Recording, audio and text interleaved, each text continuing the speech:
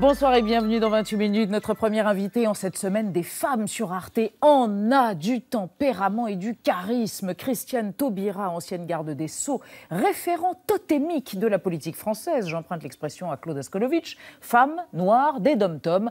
Et enfin, femme de lettres et lettrée passionnée.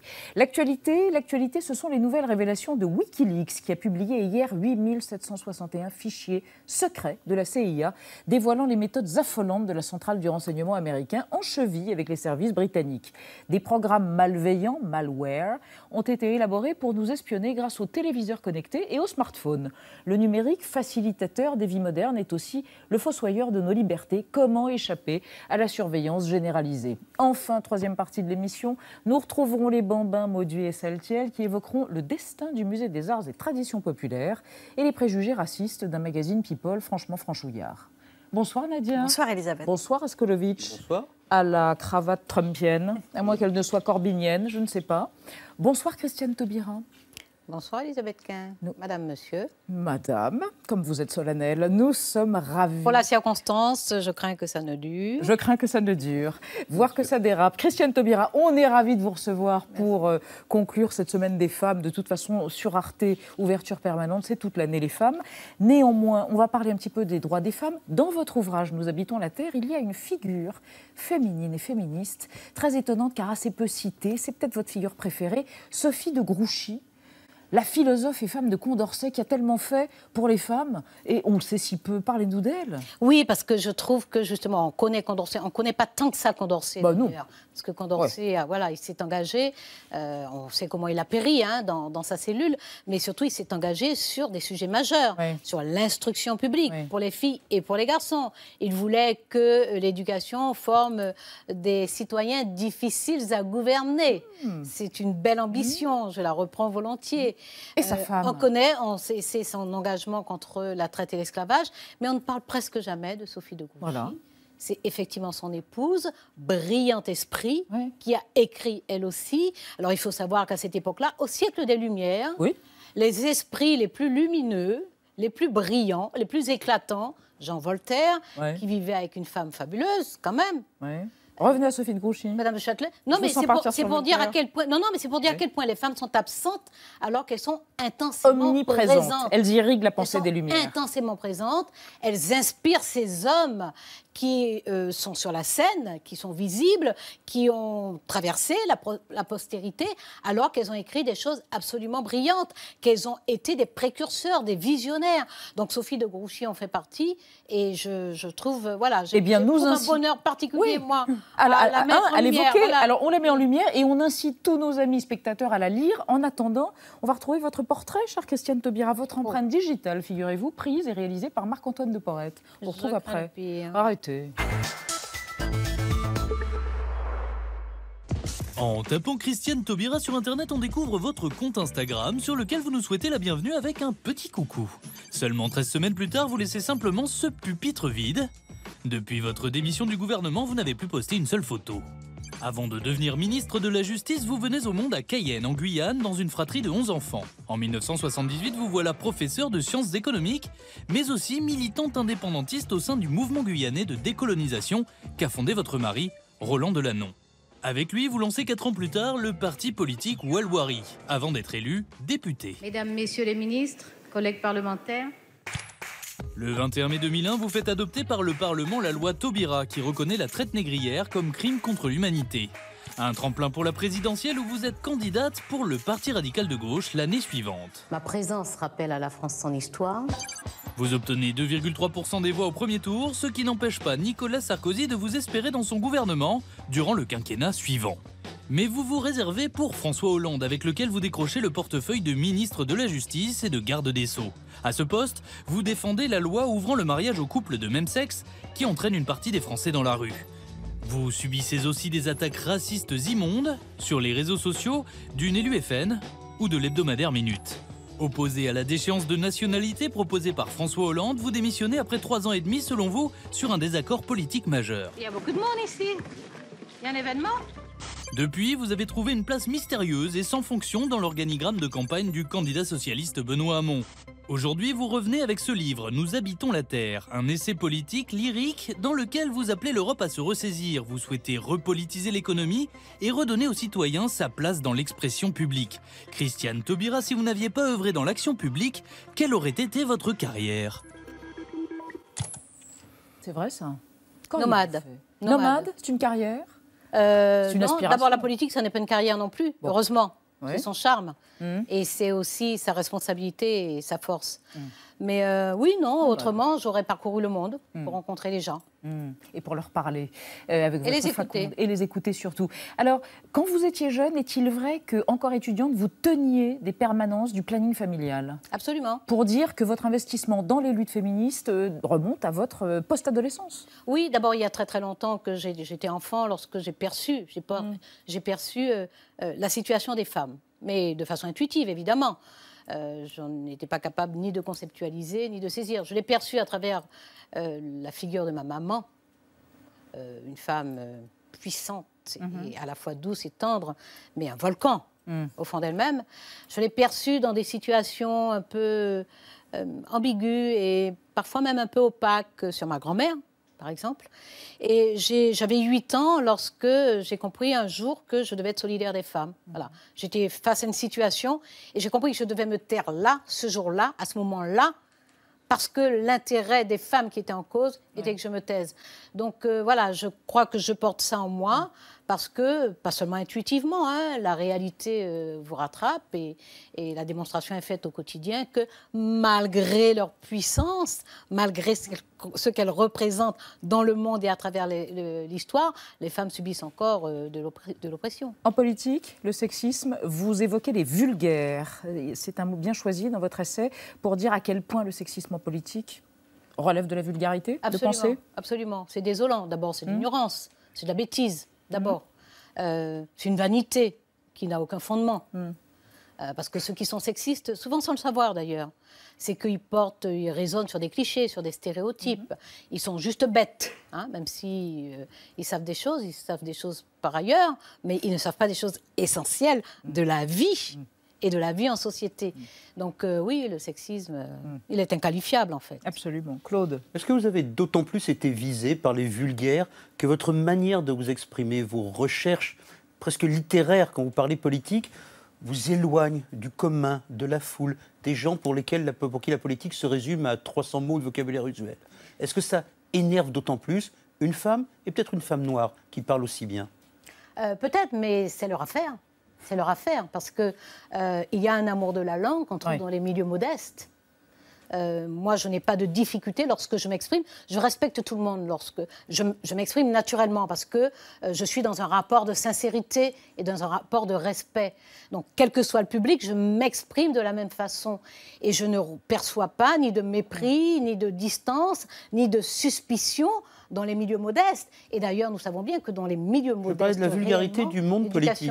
Quelqu'un qui avance avec des poètes, et Dieu sait qu'il y a des poètes dans votre livre. Je n'ai pas envie de comprendre ni leur ressort, ni leur mobile, ni leur motivation. Je n'ai pas envie de comprendre. Lorsqu'ils sont à ce niveau de responsabilité dans la société et qu'ils sont encore capables d'être vulgaires, c'est qu'ils n'ont pas leur place là. Et parce qu'ils n'ont pas leur place là, je ne perds pas mon temps à les comprendre. Une dernière chose. J'existe. Moi, monsieur. Une dernière chose sur le féminisme. Avant qu'on rencontre Céline Alvarez. Il y a un schisme en ce moment dans les milieux du féminisme, c'est la troisième vague. Il y a un féminisme qui se veut universaliste. Et puis il y a cette intersectionnalité, afroféminisme, féminisme musulmane. Comment vous vous situez? Vous comprenez ce schisme ou vous pensez qu'il faudrait tout réconcilier dans une concorde? Pour reprendre un mot que vous aimez et qui est là-dedans dans votre essai. Alors la concorde, c'est les conditions, le cadre qui nous permet, malgré nos singularités, nos appartenances, nos particularismes, nos différences, de vivre ensemble.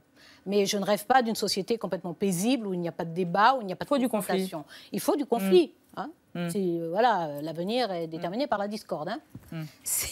Mais c'est Héraclite défaite. Mais non, je pense que le mouvement féministe, le féminisme, est traversé de courants, de contradictions qui sont liées aussi aux positionnements sociaux, aux choix politiques, aux réalités sociologiques. Donc ça, c'est un fait. Moi, je pense qu'il faut en revenir aux fondamentaux. Les fondamentaux, c'est que le féminisme est un humanisme. C'est-à-dire que le féminisme prend acte de l'histoire longue d'oppression et de domination des femmes.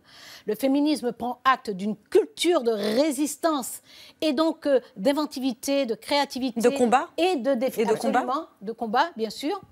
Dans la résistance, et donc de rapport aux autres, de rapport au pouvoir. Le féminisme prend acte de cela. Il prend acte du fait que tout cela est justifié juste par un fait de nature qui n'a aucune pertinence ni scientifique ni en termes de rigueur et d'où découlent toutes les autres discriminations. Donc, si les féministes reviennent à ces fondamentaux, elles vont avoir des nuances, mais elles vont mener le même combat. Le même combat. Alors, et tout ça commence à l'école, et c'est pour ça que nous accueillons Céline Alvarez, auteure, pédagogue, ravie de vous rencontrer, et je crois que la réciproque est vraie. Céline Alvarez qui considère qu'à l'école, avec de la bienveillance, avec de l'amour et avec du temps, eh bien, on peut apprendre aux enfants à devenir des citoyens merveilleux et respectueux les uns des autres. Céline Alvarez, votre méthode, c'est une pédagogie ? Qu'est-ce que c'est ? Votre démarche, pardon. C'est surtout pas une méthode, merci de me tendre la perche. Oui. C'est justement ça, en fait. Je crois que vous disiez, là, en m'introduisant, vous disiez qu'il était important pour moi que les enfants apprennent dans la bienveillance, l'amour, etc. Mais c'est pas pour moi, c'est pas mon idée, c'est pas moi qui le décide. Il se trouve que c'est comme ça. C'est ce qui sort aujourd'hui des laboratoires. Les sciences cognitives, les neurosciences affectives et sociales nous indiquent aujourd'hui que la meilleure façon de permettre à l'être humain de déployer ses pleins potentiels cognitifs, sociaux, émotionnels, c'est de le placer dans des écosystèmes où la relation humaine est profondément empathique et chaleureuse. Quand vous entendez ça, Christiane Taubira, vous vous dites que cette femme a raison ? Je pense, d'abord, c'est un travail sérieux. J'ai lu le livre pas en entier, mais j'en ai lu plusieurs chapitres. C'est un travail qui s'appuie aussi sur des sciences, sur des connaissances, sur des analyses, sur des expériences. Donc c'est un travail tout à fait respectable. Moi, je pense que le souci de la qualité de l'enseignement des enfants, de l'environnement que l'on crée pour que les enfants grandissent, s'épanouissent, qu'ils atteignent à la maturité et qu'ils conservent aussi leur capacité, leur curiosité, leur capacité de créer, d'inventer, d'être, d'exister, de changer aussi, c'est une préoccupation extrêmement précieuse. Donc ce que j'aime dans cela, c'est que ça jette dans le débat du matériau de qualité pour des enseignants qui, pour la plupart, ont le souci justement de l'efficacité, apportent de l'amour aux enfants, mais bon voilà, nous avons une institution qui forme, et qui d'ailleurs pendant plusieurs années n'a pas formé, puisque sous le précédent quinquennat, la formation des enseignants avait été supprimée. Mais voilà, il y a là le rappel... Entrer en politique, on a du mal à en sortir. Était-ce utile ? La formation des enseignants... Non, ce que vous venez de dire là. Ça ? Non, mais parce que j'ai dit qu'on les forme. Je dis qu'on les forme, mais ce n'est pas une question politique et surtout pas une question partisane. Lorsque je dis qu'on avait supprimé la formation des enseignants, ça veut dire que quand même on a envoyé des enseignants dans des classes sans les former. C'est ça que ça veut dire. C'est-à-dire que sur une mission aussi essentielle, fondamentale pour l'enfant, pour la société, pour la démocratie, aussi fondamentale que l'éducation, on a pris le risque quand même de mettre des enseignants dans les classes sans les former. Vous avez votre réponse. C'est juste inimaginable. Ne serait-ce que théoriquement, c'est juste inimaginable. Alors, dans de la science-fiction, on ne penserait pas à mettre un truc comme ça. Céline Alvarez, Nadia voulait évoquer avec vous les controverses passionnées qui ont déclenché votre démarche. Ma démarche, oui. Oui, effectivement, vous faites l'objet d'un certain nombre de critiques quand même, malgré tout, notamment de la part d'un certain nombre d'enseignants qui vous reprochent, comme le dit l'un d'entre eux, d'incriminer l'école publique et de faire passer vos ex-collègues pour des victimes ou des ignorants. On vous reproche, de façon très concrète, de n'avoir enseigné que 3 années dans un contexte particulier et unique, avec du matériel pédagogique très cher, auquel tout le monde n'a pas accès, avec un emploi du temps en marge, avec une ATSEM, une assistante supplémentaire rémunérée par la fondation privée. On vous demande également si votre démarche expérimentée en maternelle serait pertinente à l'école où vous n'avez pas enseigné pour le coup. Bref, on interroge la portée universelle de votre démarche. Est-ce que vous comprenez ces critiques ? Je crois qu'il y a d'énormes malentendus. Je pense que quand on lit mon livre, on s'aperçoit que toutes ces critiques tombent un petit peu à l'eau. Il y a tellement de choses à répondre à ce que vous venez de me dire que j'aurais pas le temps là de le faire. Mais la meilleure réponse, je pense que je puisse vous donner, c'est que moi j'ai beaucoup entendu dans les critiques que c'était pas réplicable, que c'était vraiment une expérience unique et que c'était pas du tout essaimable. Et très coûteuse. Écoute, alors tout ça est faux en fait. Enfin, la première, oui, on peut tout à fait essaimer, c'est très viral d'ailleurs. C'est ça ma réponse que je vais vous donner, c'est que là, vous voyez, par exemple, hier, j'étais dans le nord de la France, à Dieppe, et j'accompagnais une circonscription entière qui a été, comment dire, où l'inspecteur de circonscription a invité les enseignantes de maternelle de sa circonscription à s'engager dans une démarche de ce type, donc qui n'est pas une méthode, mais qui est une démarche évolutive, qui s'appuie sur la connaissance du développement de la vie humaine, de son fonctionnement et de ses besoins. Donc. Et il leur a dit, si vous êtes partant pour aller dans ce genre de démarche, vous avez mon feu vert. Et il se trouve que la mairie suit derrière pour accompagner les enseignants, pour leur apporter le budget qui sera nécessaire pour mettre le fonctionnement en classe. Mais ça, c'est en train de se produire sur le territoire dans des milliers de classes. Aujourd'hui, c'est incroyable. C'est à Dieppe, mais ça fleurit partout. Donc, c'est votre réponse. Et les résultats viralité sont déjà là. Et... Les enseignants sont ravis, ils sont galvanisés, revivifiés. Les enfants sont encore plus heureux d'aller à l'école. Ils apprennent beaucoup plus facilement. C'est pas une théorie, c'est maintenant, c'est actuellement que c'est en train de se passer. Maintenant. Merci Céline Alvarez. Christiane Taubira, vous aurez bien gardé, mais il faut qu'on continue l'émission sans vous. Bon, vous m'expulsez. Pas le moins du monde. Ce sera un sujet de contentieux. S'il vous plaît, j'y compte bien. Nous vous rendons votre liberté que vous n'avez jamais perdue. Merci de m'avoir reçu. Restez encore 2 secondes. Bon. L'émission continue. Merci Christiane Taubira. Merci encore Céline Alvarez. Et nous passons à notre débat sur les conséquences des révélations hier de Wikileaks. Comment la CIA utilise les objets connectés du quotidien, téléviseurs et téléphones, pour espionner. Comment éviter que la surveillance se généralise. On en parle après la mise au point de Sandrine Le Calvez.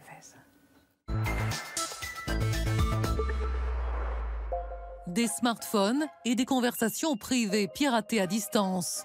Des télévisions connectées, apparemment éteintes, qui enregistrent tout ce qui se passe dans votre salon. Ces techniques d'espionnage, toujours plus sophistiquées, utilisées par la CIA, viennent d'être révélées au grand public. Allô? Allô? Hi. Allô, j'entends rien. Allô, c'est qui? Le site Wikileaks a mis en ligne plusieurs milliers de documents confidentiels internes à l'agence centrale américaine de renseignement. Une sorte de mode d'emploi pour contourner des protections cryptées de messagerie très populaires comme WhatsApp, pour utiliser les moindres failles d'un système informatique et transformer en véritables mouchards des téléphones, des télévisions et même bientôt des voitures connectées. Calcul de l'itinéraire en cours. La CIA vous souhaite un bon voyage. Pour l'heure, une intervention physique sur l'objet piraté semble nécessaire. Il s'agirait donc d'espionnage ciblé au cas par cas. Mais ces méthodes hyper connectées peuvent-elles à terme être généralisées au plus grand nombre au nom de la sécurité nationale? Smile, because we know when you're not. Il y a 3 ans, des révélations sur les méthodes de la NSA, une autre agence américaine de renseignement, avait déjà jeté le trouble. Une affaire d'espionnage de masse parodiée par des humoristes qui imaginent des mouchards de plus en plus intrusifs. What are you doing? It's okay. It's for freedom. It's going really well. Avec de nouvelles armes numériques, l'espionnage de masse peut-il se généraliser? Nos données privées et notre liberté individuelle sont-elles en danger? On va en parler avec vous 3. Juan Branco, bonsoir. Vous êtes conseiller juridique de Wikileaks. Vous aviez été le coordinateur de l'équipe de défense de Julian Assange qui était composée de 80 avocats. Votre dernier livre, L'Ordre et le Monde, critique de la Cour pénale internationale, est paru en mars 2016, aux éditions Fayard. Quant à l'affaire qui nous intéresse, vous considérez que ce que Julian Assange essaye de dire, c'est que la transparence doit être appliquée à l'État et qu'au contraire, les citoyens eux ont le droit à leur vie privée. À côté de vous, Nicolas Harpagian, bonsoir. Vous êtes expert en cybersécurité. Votre livre, où est-il? Que sais-je sur la cybersécurité? Je crois qu'on l'a à l'image. Est paru en 2015 aux Presses universitaires de France. Selon vous, la collecte de renseignements est devenue systématique tous azimuts. Elle ignore les notions juridiques et la géopolitique. Elle est totalement transnationale. Au-dessus de tout ça, Apolline Ekpers, bonsoir. Vous êtes analyste en cybersécurité au sein de la société Cybelle Angel, pardon. Vous voyez tous les jours des objets non sécurisés, des smartphones, des ordinateurs, ce dont on se sert, tous, sauf peut-être Juan Branco qui est plus averti, qui peuvent être exploités par tout acteur malveillant et système de renseignement, mais le grand public n'est pas averti ou conscient de ces enjeux. On est là pour ça et on va un petit peu en parler. Vous avez des questions de spectateurs un peu angoissés d'ailleurs. Absolument, oui, parce que tout ça est très opaque. Un téléspectateur qui nous demande si les milliers de documents révélés révélés par Wikileaks ont été authentifiés par une instance officielle et impartiale. Nicolas Arpagian, on sait qu'Edward Snowden a tweeté que ça lui paraissait authentique, mais est-ce que ça a été authentifié par des experts? Les seuls qui peuvent les authentifier, ce serait la CIA qui viendrait confirmer, évidemment, parce que dès lors qu'on vous prend votre correspondance, vos messages internes, les seuls qui peuvent effectivement l'authentifier, on va faire un petit pronostic, il n'est pas certain qu'il se risque à cette démarche. En tout cas, ce qui est certain, c'est que ce qui est intéressant, c'est la matérialité, c'est-à-dire le fait qu'on a des données, on a des documents, on a un précédent, puisque c'est vrai que dans le cas des affaires précédentes, l'intégrité des documents n'avait pas vraiment été contestée. D'ailleurs, la preuve, ce n'est pas la ligne de défense. La seule chose, pour l'instant, ceux qui se défendent le plus aujourd'hui, ce sont les entreprises qui sont citées. Pourquoi? Parce qu'elles ont à perdre l'affectation de leur modèle économique, c'est-à-dire la confiance qu'on peut avoir des consommateurs. Alors, la seule chose, c'est que vu le spectre qui est visé, c'est-à-dire qu'on parle aussi bien des technologies Android, c'est-à-dire la famille Google, des technologies Apple, donc on complète le segment, et également... Parce que la CIA peut rentrer dans des téléphones qui ont de ces technologie Apple ou de technologies. technologie Google. Voilà, et donc c'est vrai que là, le problème se pose la question de l'alternative. Une fois que si je n'avais plus confiance dans ces univers-là, où est-ce que je pourrais aller? Et ce qui fait qu'effectivement, c'est quelque chose qui est assez impressionnant, parce qu'il va falloir maintenant disséquer ces documents, les analyser, surtout qu'ils sont intéressants. Ils portent sur une période assez conséquente, mais récente, 2013-2016. Donc on a là un matériau tout à fait intéressant dans le débat d'actualité. Et alors, le chiffre du jour, c'est le nombre de documents. Oui, et conséquence, matériaux. 8761, comme le nombre de documents que Wikileaks est en train de publier petit à petit sur son site. Apolline Ekpers, vous êtes précipité sur le site de Wikileaks pour voir ces documents? Bien sûr, on s'en précipité ici pour les voir. Après, 8761, est-ce que vous avez appris c'est un tout petit chiffre, en fait. Est-ce que vous avez appris quelque chose? Est-ce que vous êtes étonné de savoir que la CIA peut rentrer dans ce téléphone ou dans un autre? Alors non, pas du tout, parce que déjà on le sait depuis 2013, en fait, avec les révélations Snowden, on a entendu parler du programme Hacienda sur les objets connectés, des programmes qu'ils ont aidé à développer avec le GCHQ, donc tout ce qui était... GCHQ sur l'agence de renseignement côté UK, donc côté britannique. N'oubliez pas que les acronymes, tout le monde ne les comprend pas. Exactement. Voilà, merci. Et donc tout ce qui était les systèmes qui permettaient d'enregistrer les caméras en prenant des images des utilisateurs sur Yahoo, sur le chat, qui prenaient en fait des photos, etc., qui faisaient une surveillance de masse finalement. Mais comme je le disais, ce chiffre 8700, il est assez peu, parce que... d'un côté, chez Cybelle Angel, on voit passer beaucoup de fuites de documents. Et nous, c'est des milliards qu'on voit passer tous les jours. Donc 8700, c'est vrai que c'est impressionnant, c'est vrai que c'est un chiffre. On ne peut pas écarter le feuilleton également. Oui. Il semblerait que ça, au tome 1, n'est-ce pas, Juan Branco, il semblerait que ça soit... C'est 1% des documents que vous avez, enfin que nous allons publier. Et que vous avez obtenu comment? On ne saura pas comment. Alors, en l'occurrence, de quoi s'agit-il? De méthode. Là, j'ai à préciser que c'était quelqu'un qui était proche de la communauté du renseignement états-unienne. D'accord. Il a aussi dit, Julian Assange, aujourd'hui, que la CIA, c'était une bande d'amateurs qui n'auraient jamais dû laisser tous ces documents confidentiels au même endroit, sinon vous n'auriez pas pu les voler. Était extrêmement responsable, et Wikileaks de façon générale, parce qu'il y avait la possibilité de révéler les armes utilisées par la CIA, les armes informatiques utilisées par la CIA, et décision a été prise de ne pas les révéler, de ne pas révéler le contenu, les descriptions, oui, mais pas les armes en elles-mêmes, de ne pas rendre public. De ne pas donner les secrets. Voilà, mais n'importe qui d'autre qui aurait eu accès, ou qui a eu accès à ce document original. Et encore plus mal intentionné aurait pu, c'est ça. Ou l'a fait d'ailleurs. D'accord. Mais alors là, de quoi parle-t-on? On parle de méthodes d'espionnage. On parle de méthodes d'espionnage qui sont ciblées. C'est-à-dire, contrairement aux révélations de Snowden, contre qui et ce n'est pas encore décrit. C'est ça qui est intéressant. Là, alors que Snowden révélait en fait les méthodes de surveillance de masse qui s'appliquent de façon indiscriminée afin de collecter des informations sur chacun d'entre nous, quel que soit notre degré d'implication politique, économique dans la société. Là, c'est des méthodes que la CIA utilise pour cibler les personnes qu'elle a prédéterminées, qu'elle a identifiées comme des ennemis, des terroristes, des opposants politiques. C'est-à-dire qu'il faut qu'il y ait eu un contact physique, qu'on ait pénétré dans le domicile. Pour la plupart des éléments qui ont été révélés jusqu'ici, il faut qu'il y ait un accès physique, soit aux appareils en question, soit à la personne, pour, dans un second temps, soit la voiture, parce qu'il faut quand même que parmi les éléments qui ont été révélés, c'est-à-dire la possibilité de pirater une voiture et éventuellement de provoquer un accident. Et on sait que la CIA, en termes d'assassinat, n'y va pas parfois par quatre chemins. Donc on est quand même sur des scénarios dans lesquels on peut maquiller des disparitions sans aucune difficulté. Donc voiture pilotée à distance, téléviseur connecté, c'est ça? Les micros des téléviseurs connectés, dont on a promis évidemment la sécurité, qu'il fallait laisser les micros envahir nos espaces, y compris à travers les télévisions. On sait qu'on peut les activer et qu'ils sont activés dans des cas spécifiques. On est un peu dans des allers-retours. Il y a d'un côté le rêve du geek, le rêve de technologie. Alors on va pouvoir pouvoir pénétrer tous les systèmes, même Telegram, vous savez, le système de messagerie utilisé par les terroristes. Tant mieux si on y arrive au fond. Non, en fait, on n'y arrive pas. Et, il faut garder à l'esprit... Il paraît qu'ils vont y arriver. Non, alors, pourquoi pas enfin, ils contournent la cryptographie. Alors, on va répondre les questions. C'est-à-dire que peut-être c'est une puissance de calcul. Donc après, il va falloir mobiliser des moyens. Après, il va falloir voir si c'est opérant, si c'est rentable, si c'est efficace. En fait, ce qui se passe là, ce qui est intéressant, c'est qu'on voit bien qu'un pirate, même qu'il soit d'origine ou d'émanation étatique, est un opportuniste. C'est-à-dire que si la citadelle qu'il cherche à attaquer est trop robuste, qu'est-ce qu'il fait? Il a trouvé le moyen de pirater le téléphone de manière à ce que le chiffrement fonctionne. Simplement, l'information, elle est accessible au moment où vous la consultez ou au moment où vous la créez. Donc ce n'est pas le piratage de Telegram, c'est bien le piratage du téléphone sur lequel se trouve l'application Telegram, par exemple. Là, on est encore dans le paradis du geek et du techno. La plupart des gens qui nous suivent n'en sont pas. Ce qu'on voudrait comprendre, la question va vers vous, Juan Branco. Attendez, vous à quoi joue un iPhone ou un Android? Ça fait de moi un utilisateur. Non, deux pots de yaourt avec un fil.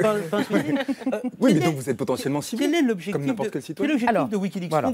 Question politique. Quand vous décrivez les méthodes de la CIA, si les méthodes de la CIA sont expérimentées, usées contre des ennemis de la démocratie, de la liberté ou des terroristes, pourquoi pas? On a l'impression qu'il y a un flou quand vous décrivez... qu'Edward Snowden est un ennemi de la démocratie? Non, mais je peux. Mais là, on parle de Julian Assange. Mais il est ciblé par la CIA. Il est ciblé par la CIA. Des personnes qui essayent de rentrer en dissidence parce que pour une raison ou une autre, en s'opposant à Trump ou aux politiques les plus conservatrices, voire dangereuses de Obama, ont décidé de mettre en danger leur vie et de sortir Trump n'était pas en cause. Les documents que vous publiez s'arrêtent en 2016. Mais il n'y avait pas de Trump. Oui, mais ces outils sont utilisés aujourd'hui contre ceux qui demain s'opposeront à Trump.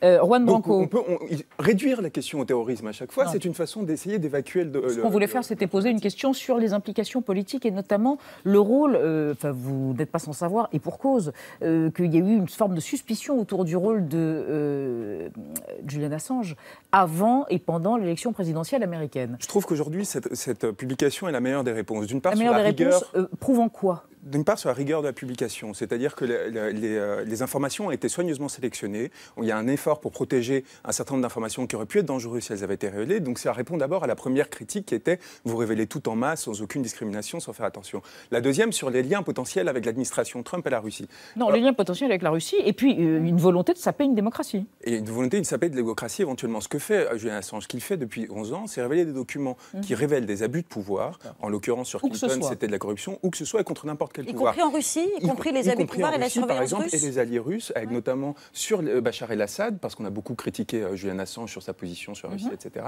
Les Bachar Files, que tout le monde a oublié, c'était des centaines de milliers de mails personnels et privés de Bachar el-Assad, y compris avec sa femme, qui a été peu médiatisée, qui révélait la phase noire du régime déjà, au tout début du régime principalement, au début de la guerre syrienne, qui n'avait aucun intérêt pour la Russie d'être révélés à ce moment-là et qui l'ont été faits. Et de façon générale, qu'il publie aujourd'hui des éléments qui, sur la CIA, alors que l'administration Trump est au pouvoir, montre que quoi qu'il arrive, quels que soient les changements politiques, il continuera à jouer son rôle. C'est vous qui le dites. La CIA, puisqu'on en parle, a un nouveau directeur nommé par l'administration Trump, n'est-ce pas? Il s'appelle Mike Pompeo. Il est étroitement surveillé par Olivier Bouquereux. Voici un portrait légèrement à charge.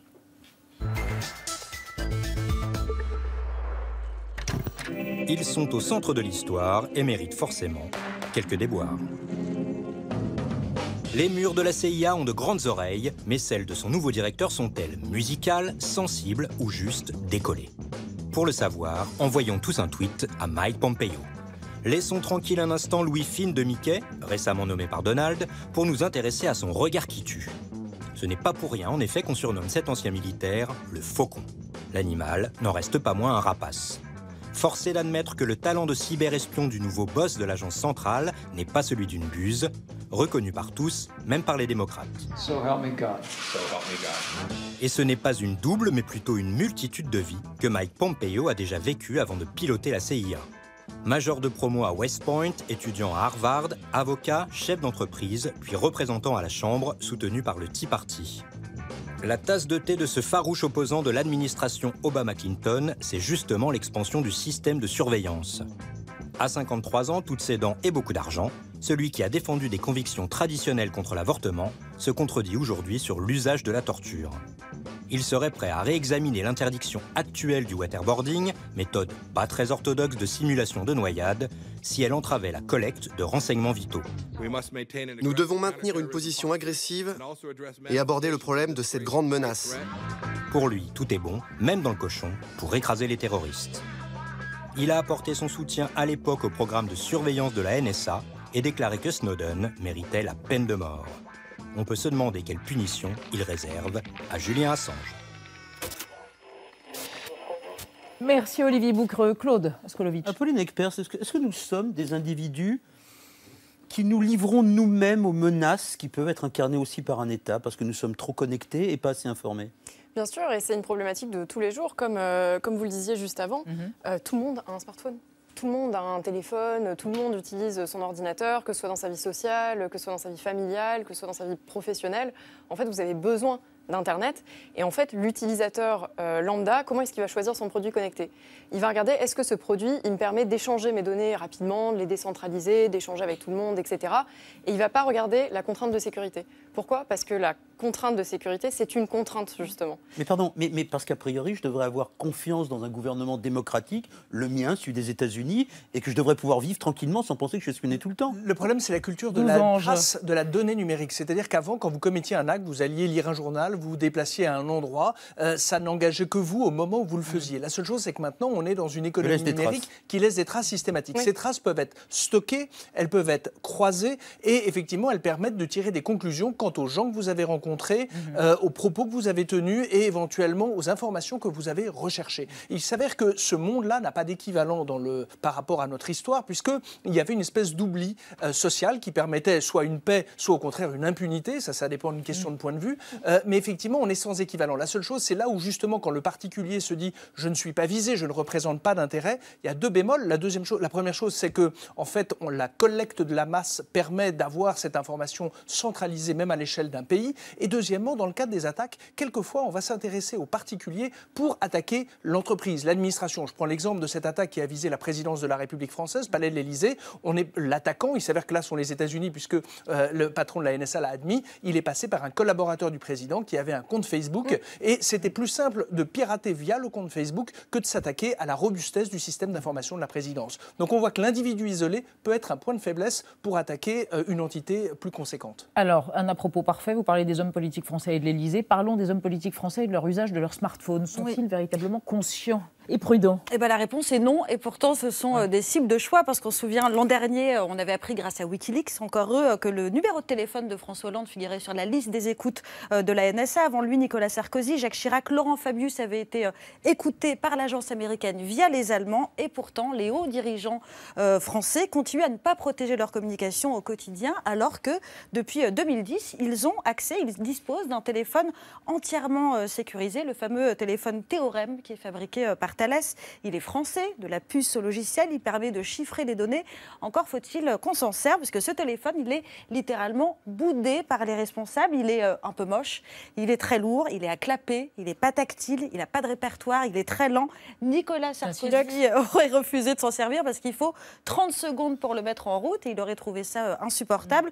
Même chose pour François Hollande, qu'on voit quand même très régulièrement tapoter comme ça sur ce qui ressemble assez fortement à un iPhone, et qui serait accro au SMS, au mépris des recommandations de l'ANSSI, de l'Agence nationale de la sécurité des systèmes d'information. Et alors la palme revient à Manuel Valls. En mai dernier, il s'est rendu en Israël, rencontré Benjamin Netanyahou. Il a remis, comme le reste de son équipe, son téléphone portable au service secret israélien juste avant la rencontre.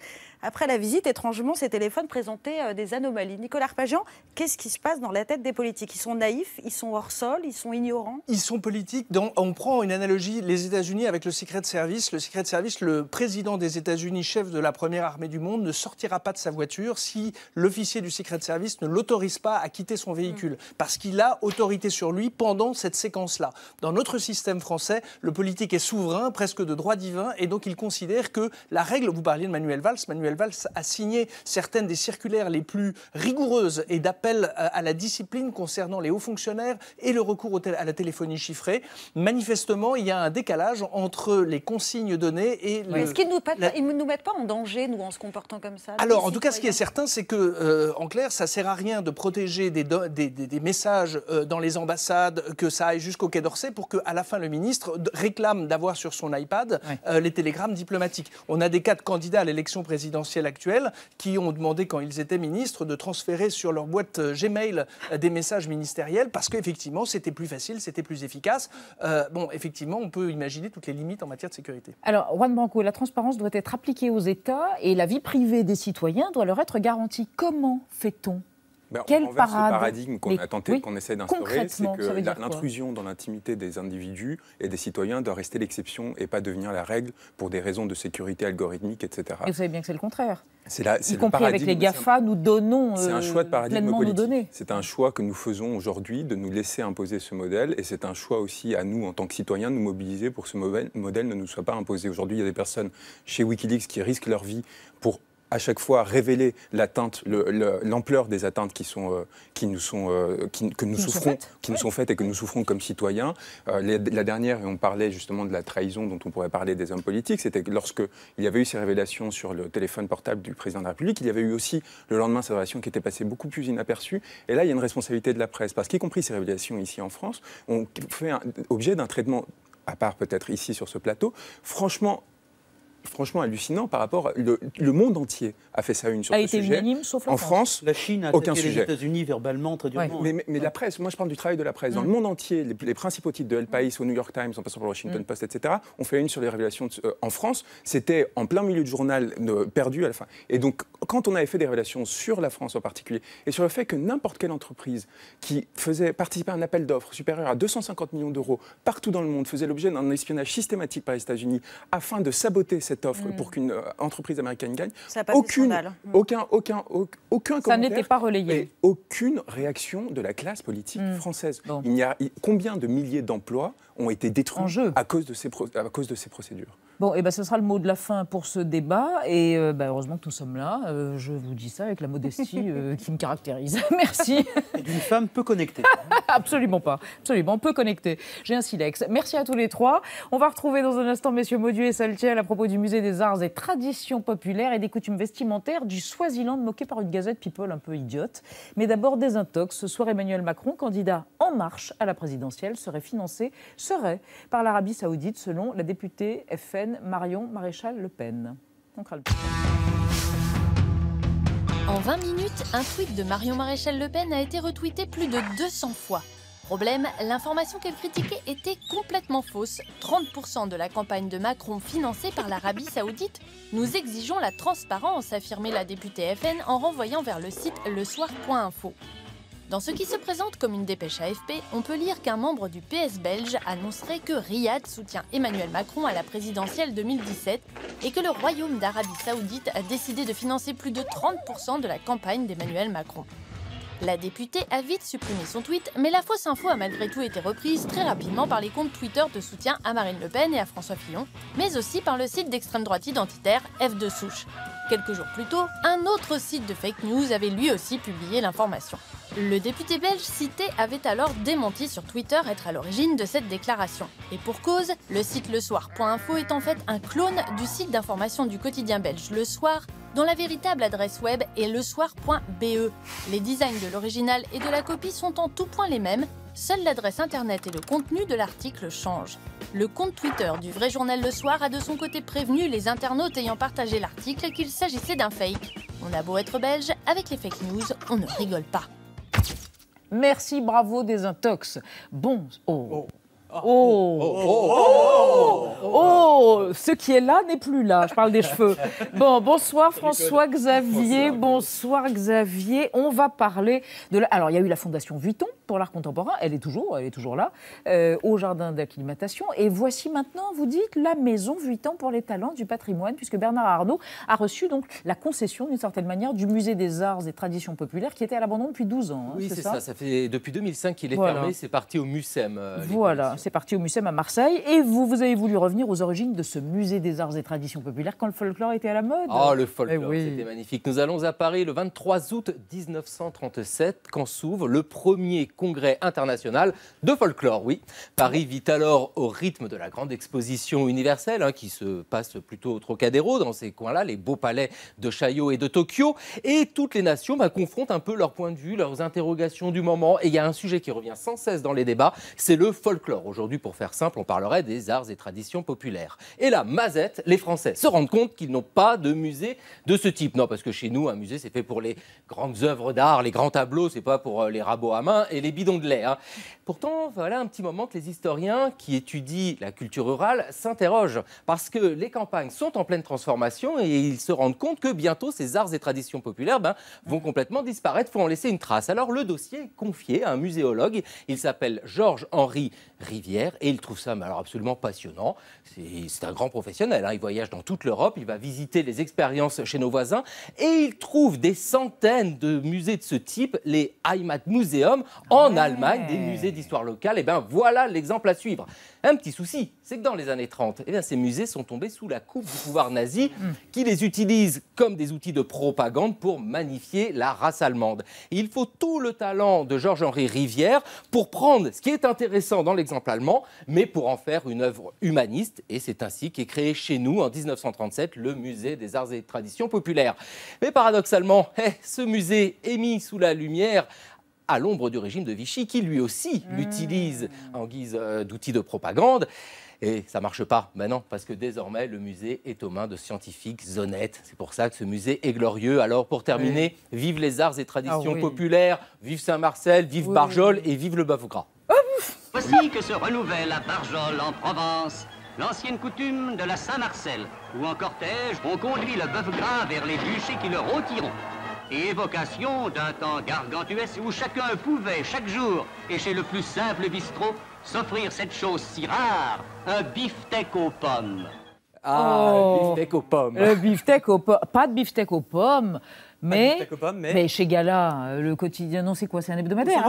Un hebdomadaire qui célèbre la vie des people et qui a fait une boulette. Voilà, le magazine People qui nous emmène l'espace d'un instant au bon vieux temps des colonies avec un entrefilet pris dans les mailles du racisme ordinaire. Jugez plutôt avec cet article qui rend compte de la visite très officielle chez Sa Majesté Elisabeth II du haut-commissaire au royaume du Swaziland et de son épouse avec ce titre un peu tenu pour se moquer des habits traditionnels du couple africain. Et Gala qui poursuit dans sa légende que les invités ont confondu cette rencontre avec un mardi gras, tout simplement, et qu'ils ont osé se mettre dans cette tenue alors qu'ils auraient dû avoir une tenue bien plus adaptée. Alors c'est une réflexion certes qui peut paraître anecdotique, mais qui est bien symptomatique de condescendance et d'ethnocentrisme. Voilà tout simplement ce qu'a fait Gala. Alors les critiques sur Internet forcément pleuvent, elles y sont. Il y a même un hashtag, un mot-clé qui a été créé qui dit mon pagne, notre pagne n'est pas un déguisement.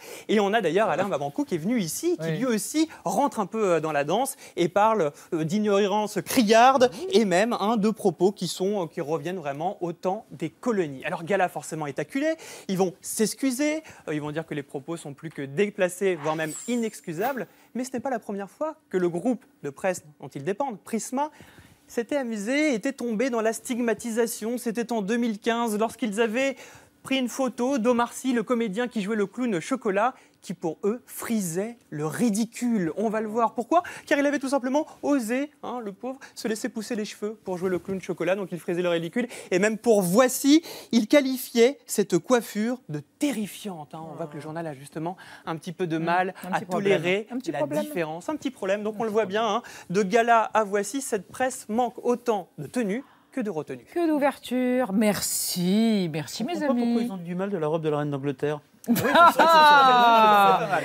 Bravo Claude, à suivre sur l'antenne Beau Séjour, 2 épisodes de la série Post-Mortem, venus des brumes de Flandre, et à 22h30 l'événement Isabelle Huppert et Louis Garrel dans les fausses confidences de Marivaux, filmées par le très regretté Luc Bondy. Quand l'amour parle, il est le maître et il parlera.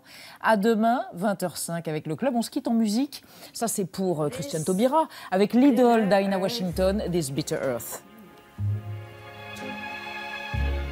Well, what fruit it bears